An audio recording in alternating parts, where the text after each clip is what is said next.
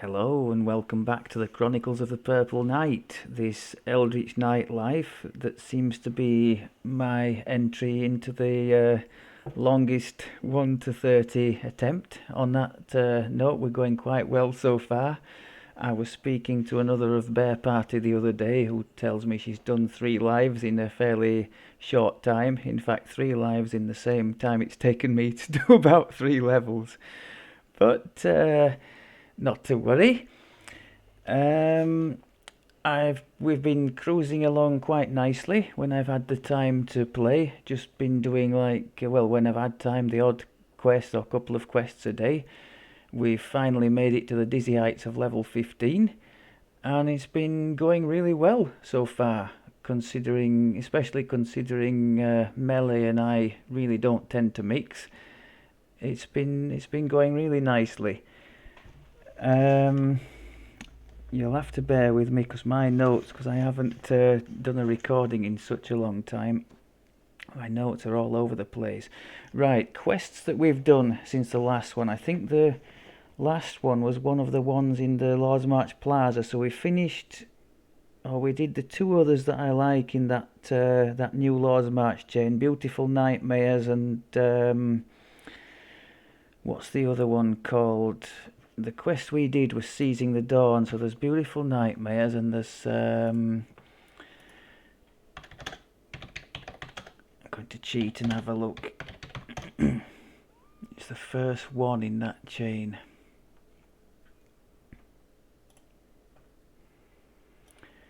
They're level 12, aren't they?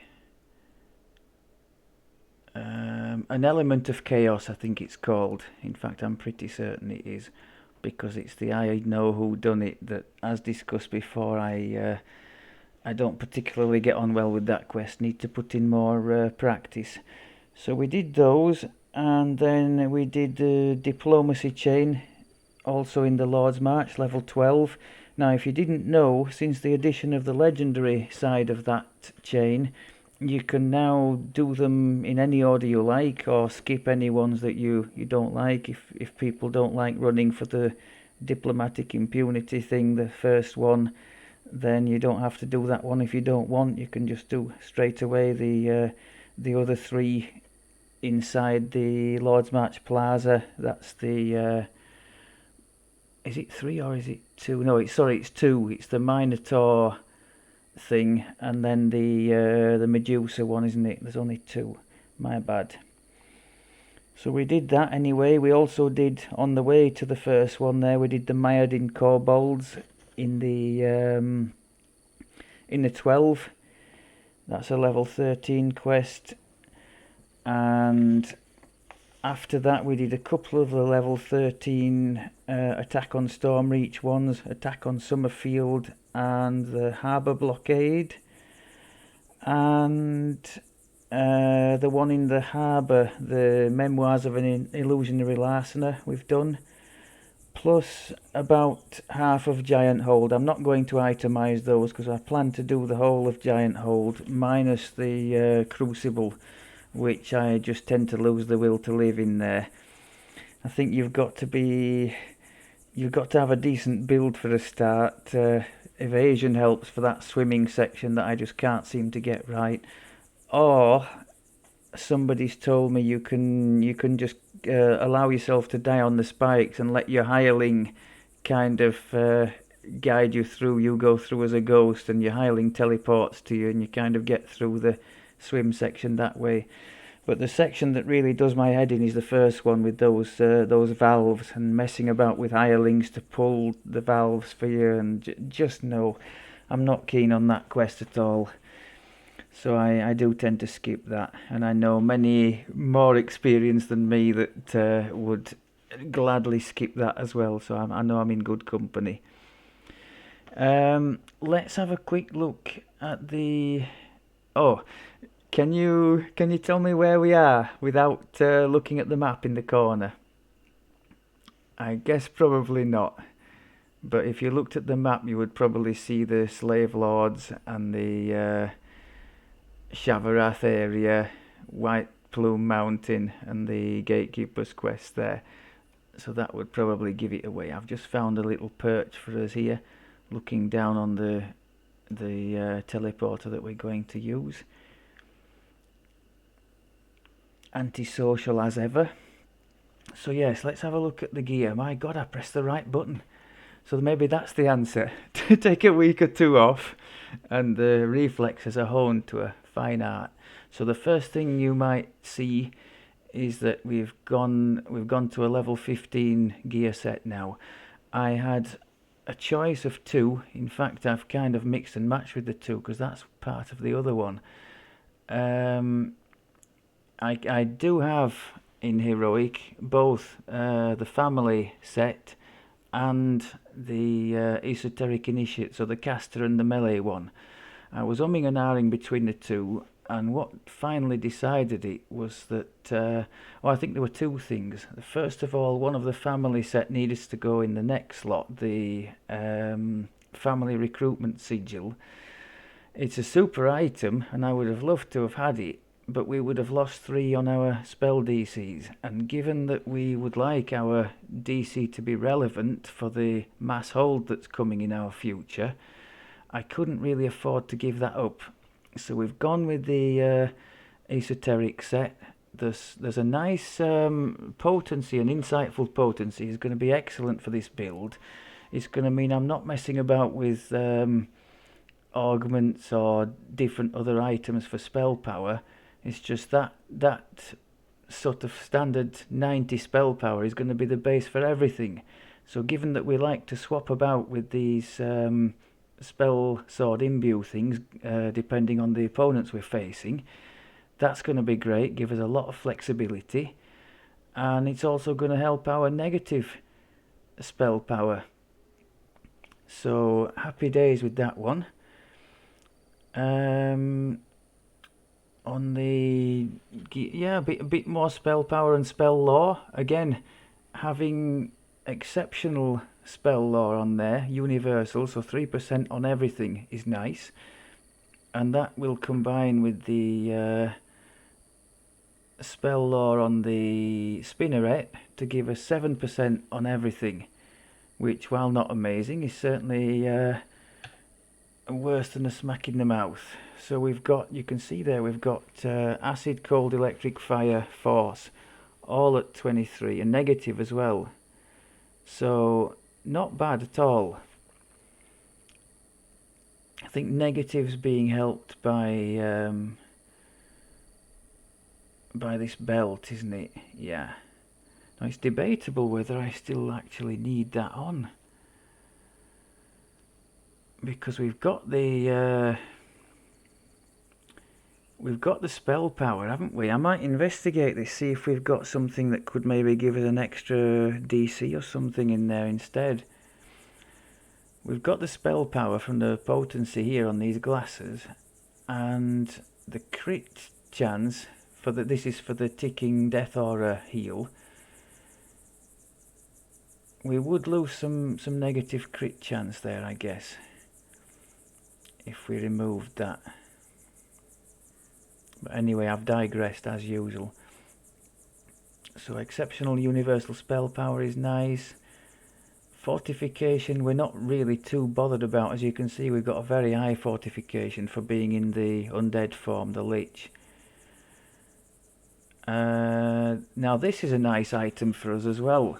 Aside from being part of the set, spell pen is going to be very important. So to have +8 on the spell pen is going to really boost our chances of bypassing any opponents with spell resistance to our mass hold, or indeed other enchantment spells. We've already got the Auto Sphere of Dancing. Now, aside from it being a painfully long time to cast, I do have it quickened, or at least I'd better have, yeah.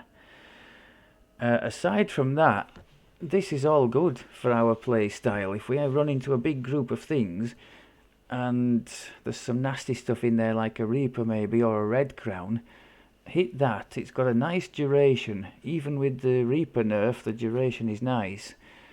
And maybe set off 1 or 2 of these AoEs that we've got, because the 2 level 8 spells I picked up have really turned our fortunes around. Arcane Tempest is very nice. For any of you who saw the Warlock, Purple Warlock life, he was making big use of that. Same thing, he was being surrounded by crowds of enemies and just throw one of those down, even not maximised. It's very good. I didn't take the maximise feat because our spell points are fairly limited. I tend to use them to crowd control and keep our short-term buffs going.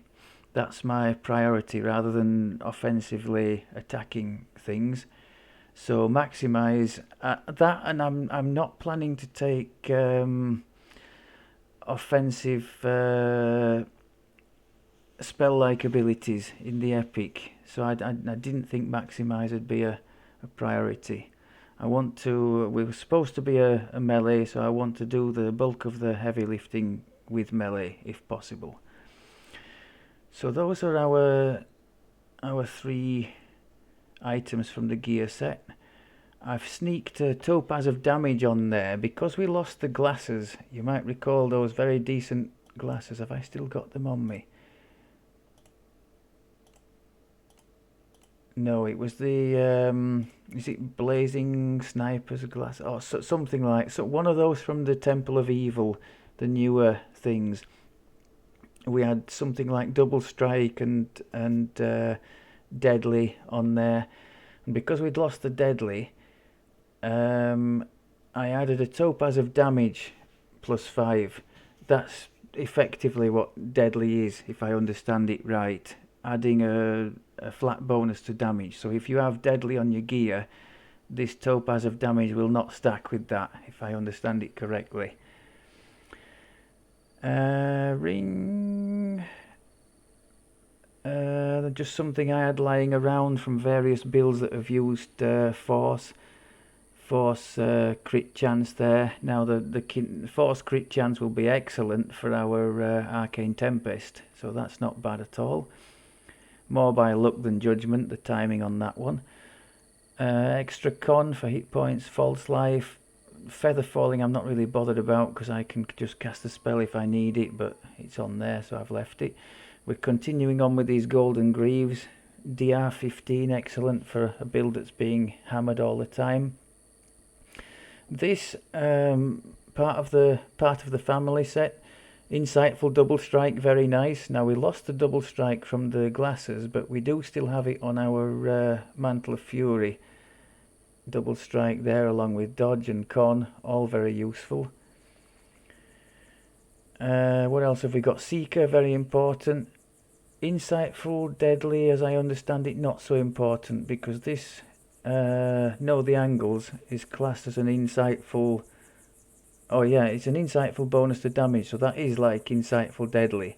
So the two there, as long as we've got the know the angles running, is not particularly desirable. Sapphire of Defense there for some PRR and MRR, and then we've got this Kenneth Combat Infusion for an extra bonus to the strength we're not interested in. Con will be nice.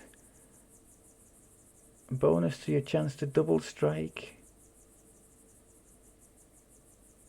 Well, it's not terrible anyway.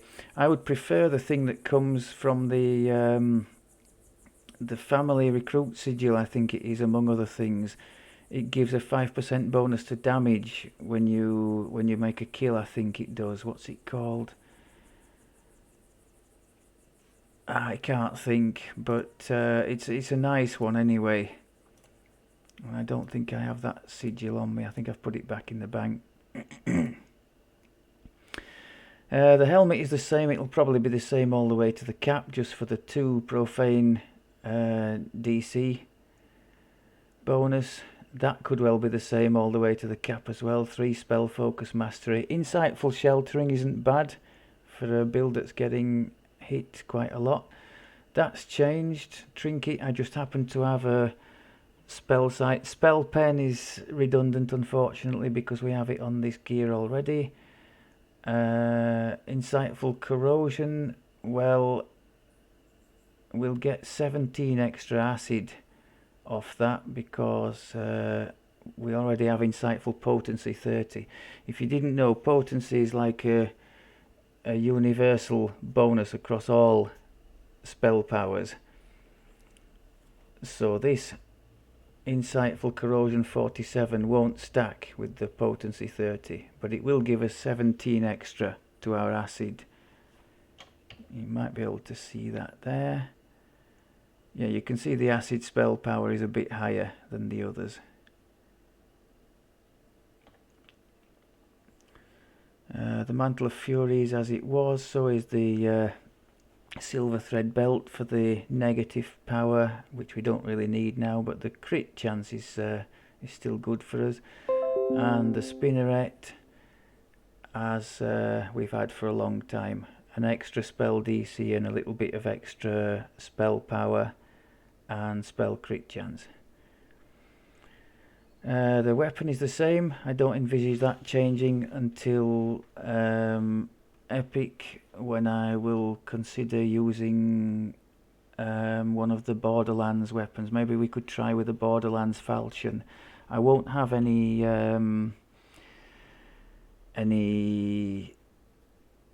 slots open on it unless I can find, maybe I can try and find a sentient gem that I was just feeding with bits and pieces and we're not using. Perhaps I can try and give him a basic few things there, because I know that makes quite a difference when you hit 20. So perhaps we'll try and do that. On that note, I've been thinking about it and about some of the comments you folks have given. I definitely want to steer clear of Primal just for the sake of variety. I think we're going to end up going in the main in the mages first, because I've never, to my knowledge, done anything in there before, so it'd be a nice journey of discovery. And second, because the main, well, it's got enchantment DCs in there for a start, so that's nice, but the main draw of the mantle, if I remember right, is something that inflicts negative and cold damage per character level, so goes up with as you get stronger, to everything in melee range. Now that's just tailor-made for us. If we were on a caster or something that doesn't like to be in melee range, then no, but that's where we're supposed to be. So I can see us getting an awful lot of mileage out of that. So I think that's what we're going to try and do.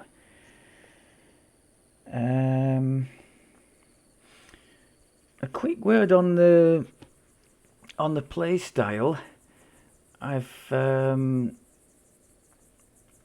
of got used to most of it. It takes a bit of getting used to, because there's quite a few short-term buffs here. You've got to remember to keep clicking them if you want the best out of the build, both attack and defense-wise, and also the boosts. If you remember to keep clicking them. And there are things that are dependent on certain attacks that you have in the Eldritch tree. Like, it's a good idea, I won't go into the details, but it's a good idea to keep triggering this Eldritch strike, because that gives bonuses based on enhancements taken in the tree. Also, this Arcane Siphon, you can see there, on hit, gain 30 competence bonus to universal spell power, which is obviously nicely advantageous to us. I've kept that Scorch down there. It's just a quick offensive spell, just to try and trigger the damage side of the, is it Force's Point or Force's this? I don't think I'm doing that well with that, to be honest. But as I say, I did try with spell-like abilities, and it didn't seem to trigger the effect. Nothing came up on screen and I couldn't see anything in the buff bar either to tell me something had been triggered.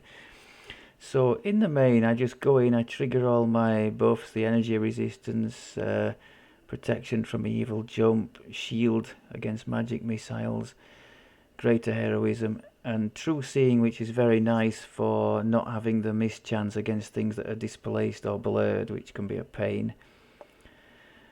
Tailor the spell sword imbue towards whatever weakness the opponents might have. For example, fire against the scarecrows in Ravenloft.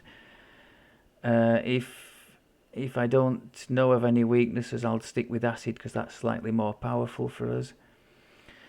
I try and remember to hit this boost spell power, because with the enhancement again in the tree we're getting a 30 boost to universal spell power, but also to melee power while that one is going, so that's very nice. Bonus to double strike from the Reaper tree, so that's very nice too, because as you folks have informed me, the double strike can also trigger the a double dose of the imbue damage, which is very nice. AoE wise, while I'm fighting, depending on the mood or the threat assessment of the opponents, I'll throw down the Sphere of Dancing to try and contain the enemies as I'm trying to kill them. The Arcane Tempest, which does an excellent job of just containing by killing, or the Wall of Fire, which is a nice little ticking thing as you're hacking away at things coming after you. And the 4 to keep going at all costs. Death Aura for my ticking heal. Know the angles for a bonus to damage based on intelligence. So now we're getting half that, aren't we? So 8 plus 8 damage now, which is not to be sniffed at. Haste and displacement for the mischance, very nice. In times of panic, I also need to remember to hit the Hood of Unrest from the Night Revels event, which gives is it 25 seconds of really serious boost to dodge, and also this nice Radiant Force Field, which reduces incoming damage by I think 25%. That's a spell-like ability from the Eldritch Tree, I think. Yeah. And we also have something that can trigger one of those automatically when we drop below 50% health, so that's nice too. I don't plan on dropping below 50% too often, if I can help it. You can see the sheet here. We're not doing too badly on the saves. Nice to have reflex up that high. That's because we've got the insightful reflexes, so intelligence to reflex save, which could be nice if we decide to take evasion in the Shadow Dancer tree in epics. I think we could have that from level 26 if I remember rightly. Armor class is disgusting, that's not going to stop anything, so our defense is reliant on killing stuff and on making opponents miss with like the displacement and on damage reduction. So these are not particularly great, are they? Partly because we're wearing robes. Yeah, level 15 on a melee, that is not good, is it? So we're relying more on making things miss and on killing them quickly, I guess, and on the ticking heal that we've got to make up for the fact that we're getting slaughtered. Okay, so that's the sort of play style.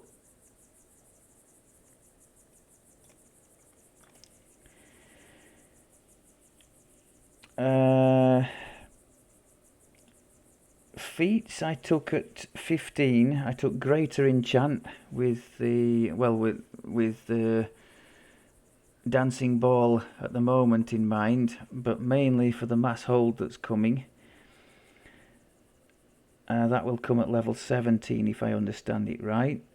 And for the bonus wizard feat, I could have taken enhanced summons if I was at all into using the skeleton, which I'm not. Now, it's not because the skeleton isn't strong, it's the strongest summons or pet that I've ever seen. And especially going the way we're going in Epic, in the Mage's Tree, I think there's something to boost it up even further, maybe more than one something. But honestly, I'm just not, I'm not interested in that. I'm interested in finding out what we can do ourselves, not having a pet or hire do it for us. No maximize, I've already said. Spells I've already touched on. Well, the Arcane Tempest I've already eulogised about. The other one, which is equally good in its own right, is this one. Now, this would be a great one, Irresistible Dance, for those of you who go the Eldritch Knight route and don't fancy compromising on gear, putting caster-related stuff in to get spell DCs. If you just want to use things that have no save, like this here. Now this is fantastic when you get a nasty like Red Crown or Reaper pop up. You're always in melee range anyway, so just hit this quickly and whatever it is, no save, just dance.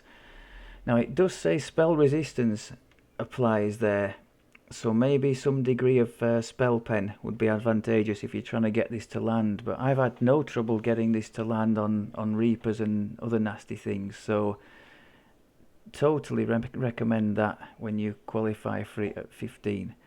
It's been really good for us because the hold what was it, hold monster spell, which I think you get, is it a level 3 spell, that had been struggling to land. We could have put Heighten on it, but I've shunned Heighten because the mass hold is already max level, net level 9, so, and that's the one I'm planning to be the backbone of our run through epics, so we're not going to need Heighten for that.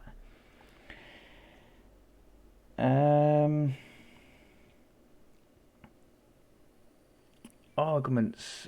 Oh, I've touched on the augments that we've already fitted in the gear anyway. Reaper trees, I've had a bit of a rejig in here to enable us to take 2 of the 3rd cores, which you can take at 15, so we've got some con, some int, both of which are very helpful to us.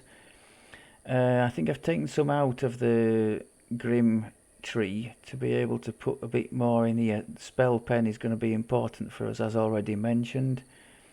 Spell DCs, I've taken, I took some out of there, the spell power, because a few spell power points is not really either here nor there, but a couple of points of DC or spell pen might be quite advantageous to us, so that's what we've gone for.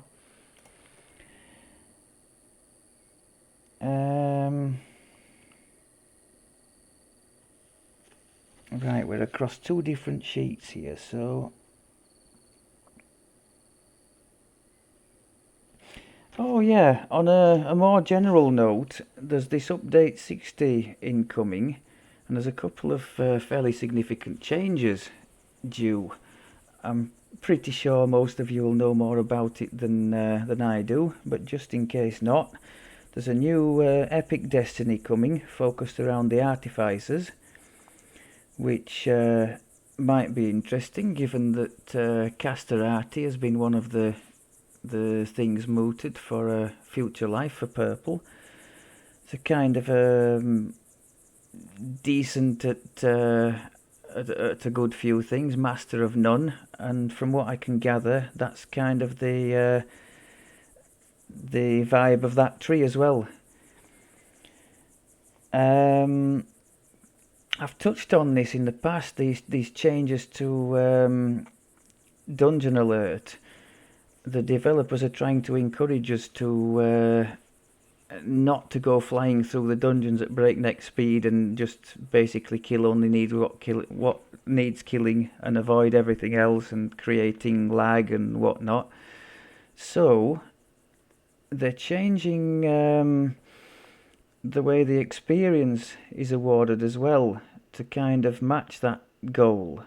As I understand it, once this change hits, the proposed change is to remove the first time completion bonus and add that back in with the onslaught, conquest, whatever the terms are for the killing of the number of creatures in the quest. So if you are one of these people who routinely likes to mop up absolutely everything in the quest, you're actually going to do better XP wise from this change, as I understand it. If you're a bit more like me, who just sort of makes a beeline for the quest objective and doesn't really fancy going and detouring and killing everything that needs killing, you'll probably be a bit worse off. But frankly, it's not going to be that much of a change, at least the way I've understood it, because they've also reduced the percentage numbers of opponents that you need to kill to gain certain types of bonuses from the quests. So I don't think we'll notice too much of a change. At least I hope that's the way they implement it, because there'll be an outcry otherwise, won't there? I think the crowd who really go flying through, like invis through everything, red dungeon alert, and just kill the big boss at the end, they're probably the ones who are going to notice it the most.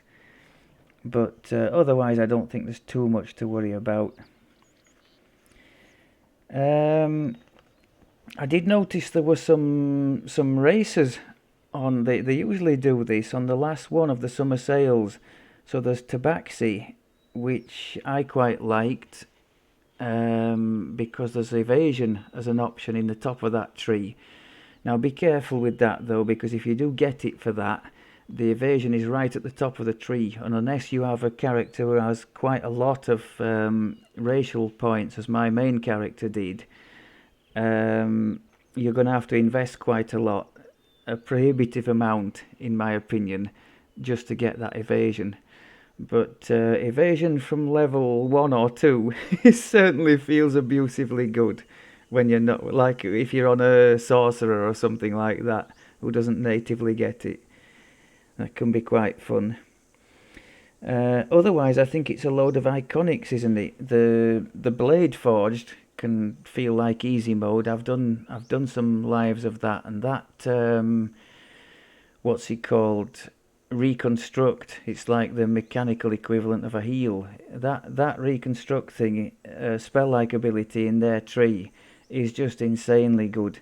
Even in sort of mid Reaper questing, that's a real lifesaver.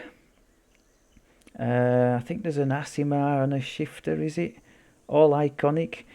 I would say it's worth having at least one iconic in your character pool, just so you can create throwaway characters if you need, say, a character within a certain level range to do, I don't know, some special events or something like that with a group of friends or whatever. So one iconic definitely would be nice. I think that's it there. Oh yeah, I happened to see, you probably all know, or if you don't know, I definitely recommend you give him a look on his YouTube channel, Axel from the DDO game. The other day something popped up on my screen. He was doing a musical rendition of some of the most popular tunes in the game. I sat and watched that for a good 20-30 minutes. I was quite chuffed with it. It was great. My father was a music teacher at the local uni, so maybe that had some kind of a bearing. I do quite like music. Although in my case, when you have a father who's properly into it all and who expects certain standards of you, it can go quite quickly from a pleasure to a chore. Thou shalt practice so many hours a week and blah blah, and that's the point at which I decided I didn't enjoy it anymore and drew the line under it. But yeah, the thing of Axel's, if you get the chance to have a look at it, those some of the tunes. He was doing a Ravenloft one. Was it the Tavern in Ravenloft? When I was listening, and he's got it down very well. Anyway, give it a look if you get a chance.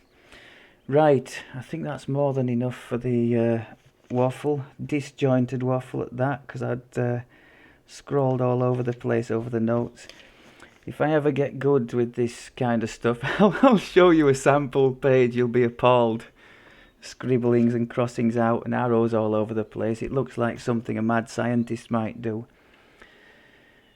Right, the quest I had planned for us today was a bit of a test of some of the new stuff that we've got. Namely the Sphere of Dancing and the Tempest in this Shavarath area.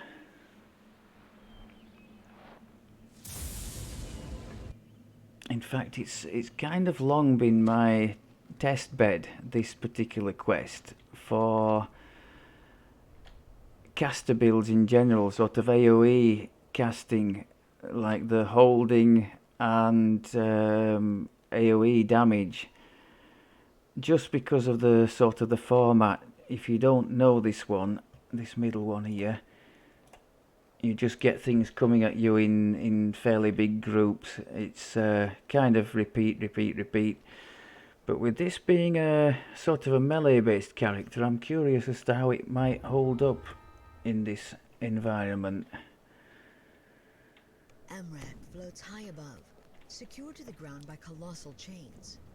So as mentioned, we get all our longer buffs on the energy resistance, the jump, the shield, all the rest of it.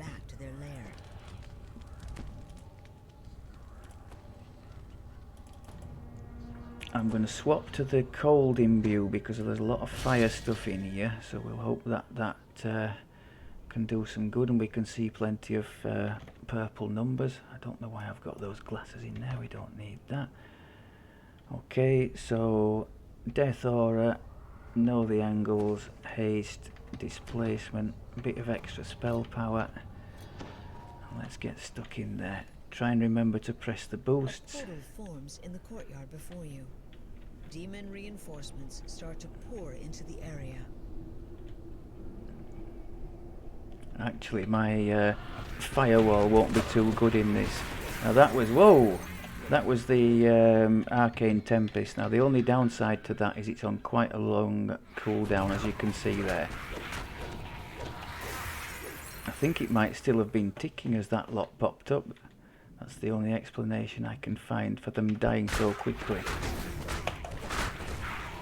That was the big Oak Reaper. So irresistible dance and have some of that. That second one, that force thing, was the big Eldritch Tempest. That's a nice one. It does cost spell points, but it's totally worth it. Big damage and a quick knockdown as well, which is nice. Now we're going to remember the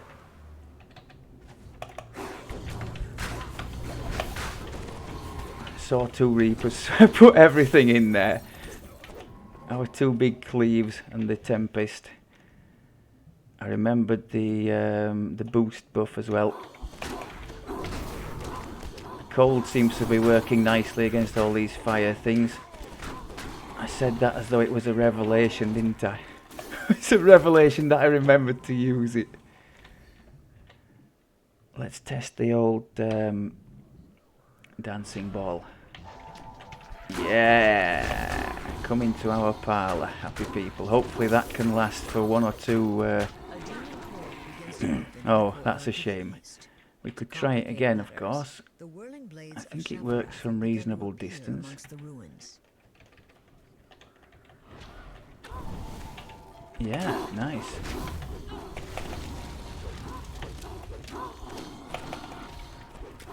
Spot the deliberate mistake. The Famine Reaper, who was dancing happily away, I went and tried the irresistible dance on it.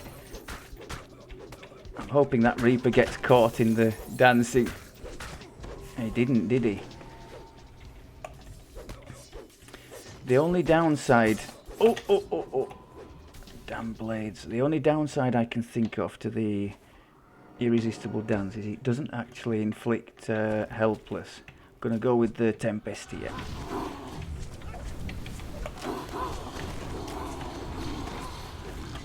So you don't get the bonus damage from the helpless that you would with like a mass hold. Can we just... Oh, I can't kill the bugger. I really don't want to go into all those blades. Can you just die to that fire? He's got evasion and he's saving. I'm going to have to go and get him, aren't I?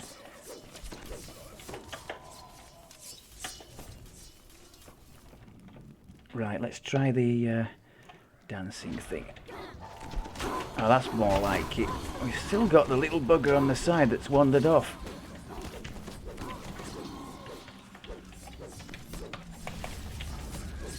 A demon Yeah. portal is open in the courtyard to the south.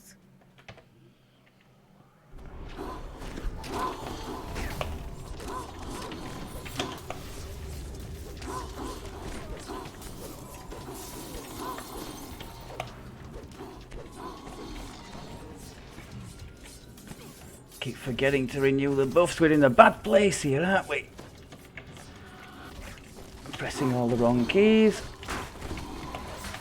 We're gonna die here on these blades, aren't we?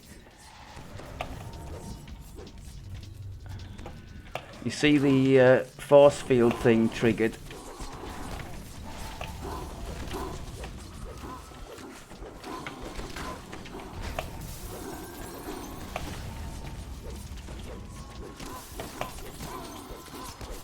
I hate these blades. Can we convince them to come to us, maybe?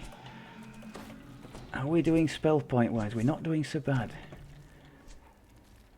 We need to renew that and that.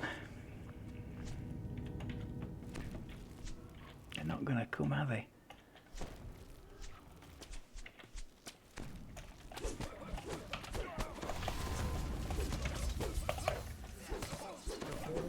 Okay, so we've got them round the corner. I think at least we don't have these blades here. Portal opens in the courtyard to the west.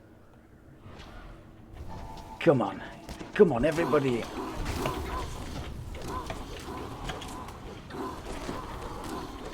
That's more like it.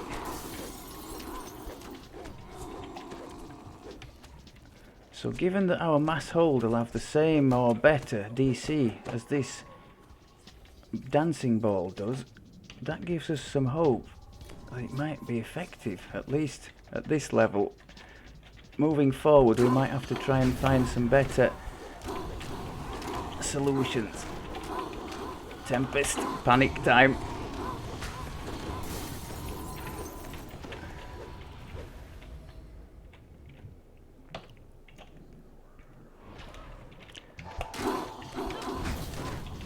I'm planning to go back and use the shrine at the end of this group, because I'm conscious of the fact we're running a bit low on the old spell points.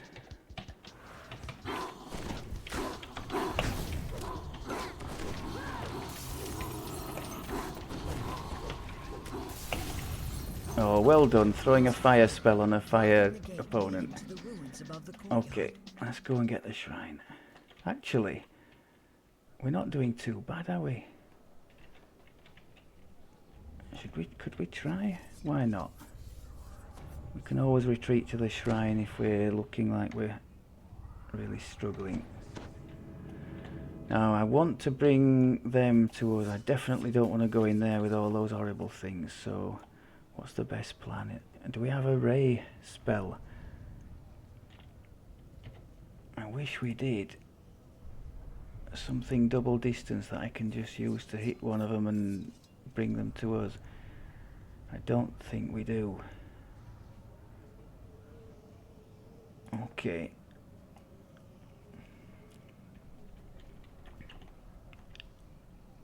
Maybe if I just walk forward far enough, they might just see me anyway. Yeah, okay.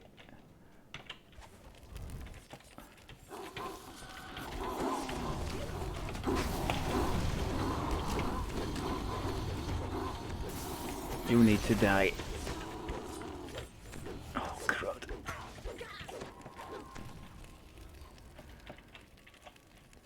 Yeah, with my main druid, I can just throw a salt ray or something on one of them and they just come wandering out. Here it's not quite so simple, is it? I should have a ray, some kind of ray spell just for that kind of use.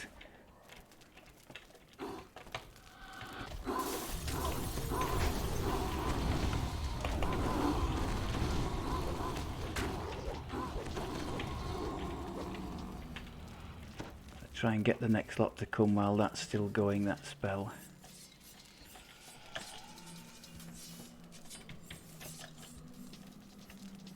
Come on.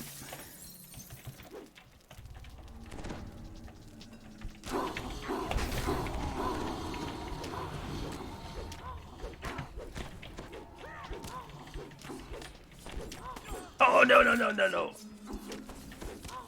Man, die! Oof. Have we still got another wave to come? Crikey, we have. Let's just heal up a bit here. Maybe now I should go for the shrine. I think I should. There's no sense trying to be silly about it.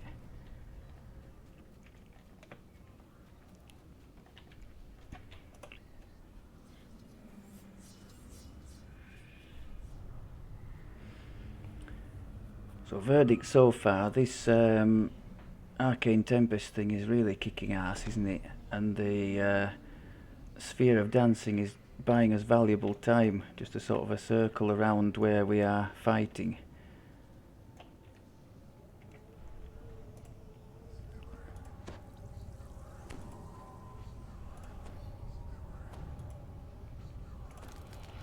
I suppose it's making the irresistible dance somewhat surplus to requirement at the moment because everything's dancing anyway.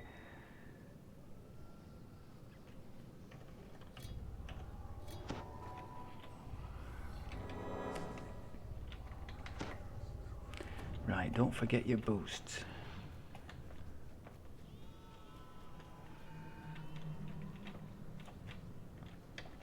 Oh crud, just pick up the damn things.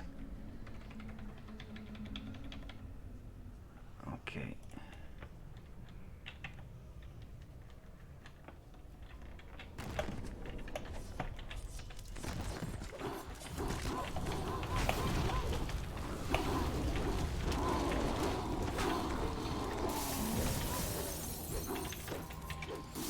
Kill the mage.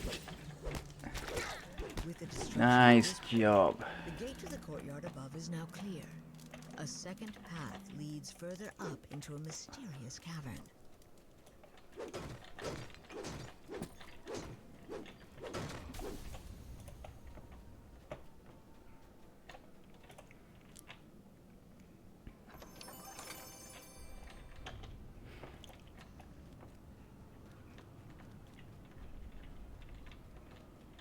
Okay, are we ready? Let's redo these just in case. It might be a long old battle, this. The page from the Codex of Infinite Planes lies just ahead, but the artifact is guarded by a powerful Blabberzoon. What's that in the background? Oh, crud.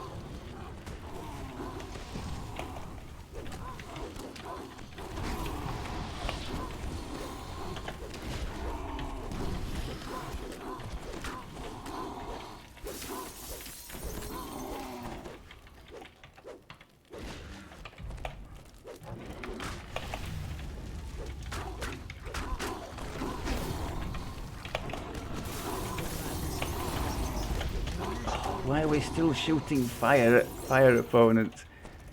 The page from the Codex We'll of take Infinite it. Planes hums with magic energy. One or two wrong keys pressed, but The strange runes that cover it. all in You should all, return I'm to pretty Shavarath happy with how and we show did it there. to the Archon who sent you here. It's not an easy quest for a melee, so you need to do things in there to shift the things in your favour. And our two AoE things, one a crowd control and one a damaging spell, I think did that very nicely for us. Added to that the nice AoE cleaves that we have from our tree, and I think and a couple of the boosts as well, and we had a recipe for some success there. I think walking into the into those blades was more of a problem than any of the opponents posed. So note to self there. I'll never learn. My standard tactic against those is to get the opponents to come, if there's blades in one of the rooms, get the opponents to come to the door outside of that area. With a caster that's relatively easy, but without any longer ranged stuff, I found myself struggling. Maybe I should make a point, because we do have some spare spell slots, go and find a double range spell just to be able to pull things to us. I think I'll do that. Right, I think that about wraps it up. Hope that was okay for you, and hope you're all doing well. I'm going to finish off the rest of the Gianthold, and probably the rest of this Archon's chain. On a side note, I have treated myself to a new keyboard and mouse because, typical of me, the keyboard is absolutely knackered and most of the keys are unreadable. They're so worn, so I'd be typing away and get wrong keys, wrong spelling all the time. And the middle button of the mouse, the scroll thing, has been broken for as long as I can remember, and rather than replace the mouse as any normal sane character would do, I went and found a program online, I think it's called X mouse button control, that allowed me to swap the scroll function of the wheel to a couple of buttons on the side of the wheel, and I did it that way for a while. I thought, if you're going to replace the keyboard, which desperately needed doing, you might as well replace the mouse as well. So I've had a little treat, none of which you wanted to know, of course. Right, waffle over. I will speak to you soon, I hope. We will see you in the next one. The big push now towards 17 for the mass hold, when we'll find out if my strategy for moving forward into the epics is viable or not. Thanks very much as always for looking, and take care of yourselves.